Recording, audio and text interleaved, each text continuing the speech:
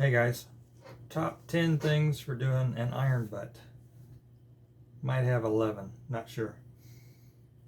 First thing you want to do is go to the Iron Butt Association webpage and download the instructions and the forms that you need in order to document your ride. Or if you're in the Combat Veteran Motorcycle Association, do the same thing. Right? So you're talking about 1,000 miles in less than 24 hours on your motorcycle. All right, so you need to plan your arrival time and your location. Where are you going? Need to drink lots of water, Gatorade, and of course you'll need some coffee and or energy drinks, but keep those to a minimum. Plan out your gas stops. Do not plan to eat a large meal while you're on your ride.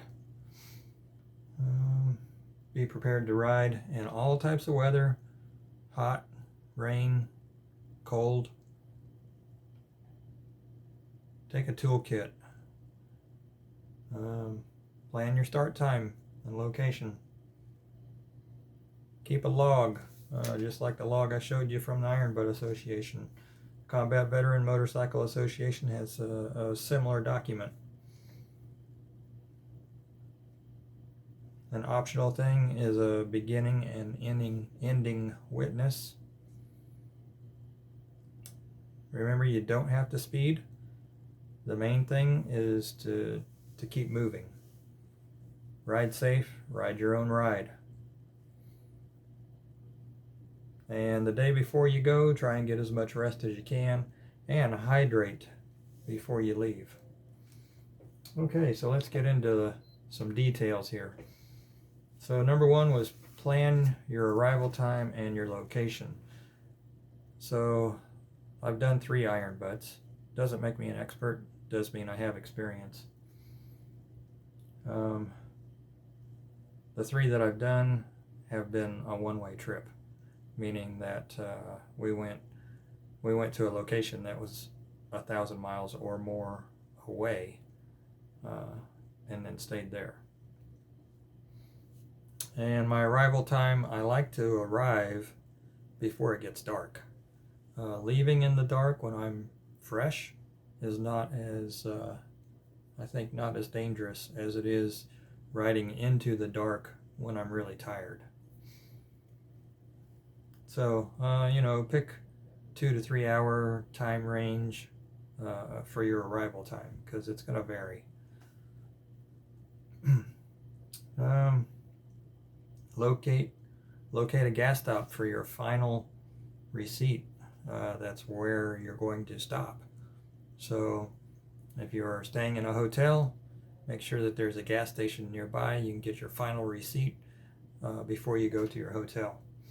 Also, plan on having food and water with you when you get to your hotel so that you can relax, you can hydrate, you can have something to eat before you go to sleep. Drink plenty of water and Gatorade. Number 2, drink plenty of water and Gatorade or whatever type of drink that you like to keep yourself hydrated. Energy drinks and coffee at the beginning and when needed is fine, but be careful with it. If you don't have to pee every time you have to stop for gas, you're not drinking enough water. I use a cup holder and a squirt bottle to get water while I'm riding. Some people like to use a Camelback, and that's fine too. Plan out your gas stops. Number 3, plan out your gas stops. Truck stops seem to work the best. They have the most amenities. They've got bathrooms, they've got plenty of food, they've got drinks, everything you need.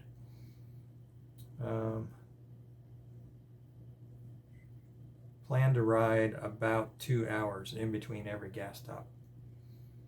So I use a motorcycle specific TomTom GPS, and I like this particular unit for my Road King. And I can program every single gas stop in it, and it takes the guesswork out of it. So that way, when you're going along 2 hours into your ride, in between every stop, it takes the guesswork out of where am I going to get gas. Relieves a lot of stress. Number 4 is a do not eat a large meal while you're on your iron butt or long range riding platoon. Okay, avoid that. Instead, get snacks while you're at your gas stops. Try not to make any of your stops longer than 30 minutes. If you need a break in the middle or 3/4 of the way through, that's fine. Take a 30-minute break, but don't stop any longer than 30 minutes. You need to keep moving. I have found that the first 750 miles are not that bad. It's the last 250 that are really difficult. Be prepared to ride in weather. Take your rain gear. Take some gear for possible cold weather. Take something for the heat. The mesh jackets, very thin mesh shirts, long sleeve shirts, things like that. They keep you from getting windburnt.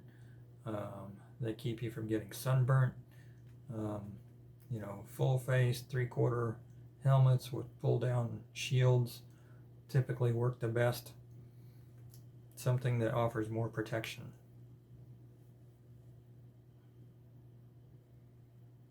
Take your toolkit, including basic tools, pliers, screwdrivers, things like that.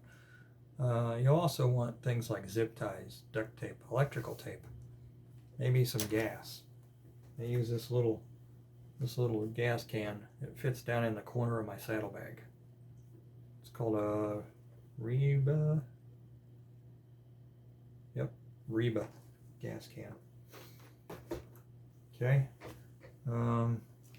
You might consider taking a plug kit, a tire plug kit, if you've got tubeless tires, and a small air compressor. I have had to fix 2 tires with plugs on the road. It works. Take a first aid kit. You never know. So, number 7 is plan your start time and your location.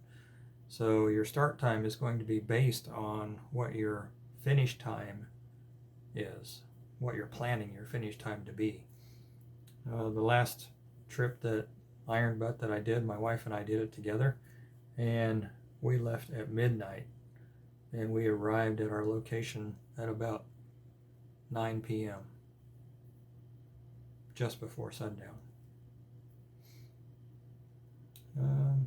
So your start location should be a reputable gas station where you know you can get a receipt, because your start receipt and your finish receipt are the 2 most important receipts you'll have for the entire trip.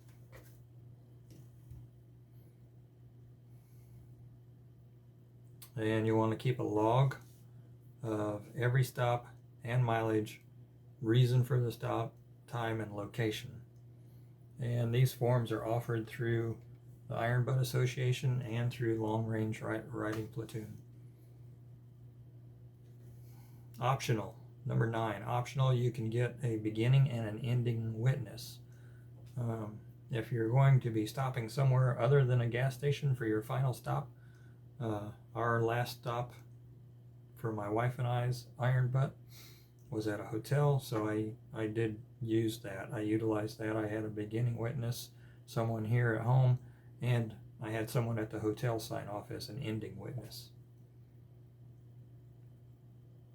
Number 10, speeding is not required. Ride safe. Stop if you need to. Ride your own ride. Day before, rest and hydrate. Double check all your items. how you've packed. Take a battery backup for electronics. You can take these little guys that are battery backups for your electronics. I have charging ports for my phone, and I also have a charging port in the tour pack. Yes, my Road King has a tour pack.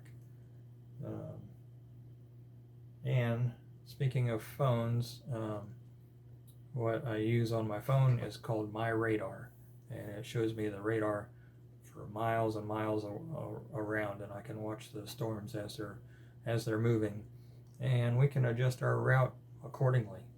Either we can watch the radar and say, oh, it's coming up behind us, we need to get going, or we can maybe see the radar ahead of us and say, oh, we need to stop, we need to take that 30-minute break, let's let this storm pass, and then we'll go behind it. So that's something that helps out considerably. Also, we use the SINA communication systems. Whenever we're talking to each other the whole time, helps keep us awake. You can also listen to music with those. Something else to think about in your toolkit is maybe a headlamp. Okay, you're starting out in the dark. I'm sure there's something I've forgotten to mention. Like I said, I'm on a 2017 Road King. My wife was on a 2018 Road King special, and the bikes did flawlessly outside of having to put a plug in one of the tires. So I use the Blackjack plug kit, and they work excellent. Don't buy the cheap ones from Walmart, they suck. I bought a little tiny air compressor from the Harley dealership. Gosh, it's no bigger than this GPS, so it fits in the saddlebag easily. Remember, have fun. It's a hoot. It's challenging. You'll be tired, and yeah, it's a good time. So anyways, ride safe.